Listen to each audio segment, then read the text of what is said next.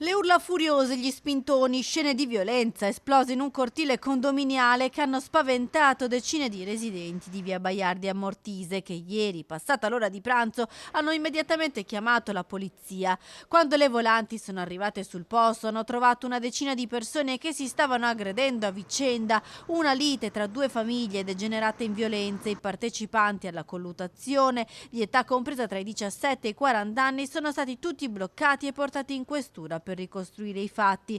Genitori e figli che si è scoperto essere dirimpettai, due nuclei familiari residenti in due palazzi vicini che hanno iniziato a litigare per questioni di vicinato, anche se le cause sono ancora in fase di accertamento. Sono in corso di accertamenti, un attimo diciamo il movente, la causa, dove praticamente forse anche per futili motivi, una banalità, c'è stato un primo diciamo alterco fra due ragazzi, no, appartenenti alle rispettive famiglie, poi uno ha chiesto l'ausilio di un altro componente, alla fine si sono affrontati proprio in strada, dando origine ad una vera e propria rissa. Escoriazioni al volto e alle mani, il bilancio della rissa è di 4 feriti, mentre 8 di loro sono stati segnalati alla procura per rissa aggravata. La lite era iniziata all'interno di un condominio ed è poi proseguita in strada. La polizia sta cercando di capire se ci fossero anche dei coltelli, viste le ferite riportate da alcuni dei partecipanti alla lite. Il questore di Padova, Marco Dorisio, ha disposto 26 provvedimenti di prevenzione personale. L'applicazione delle misure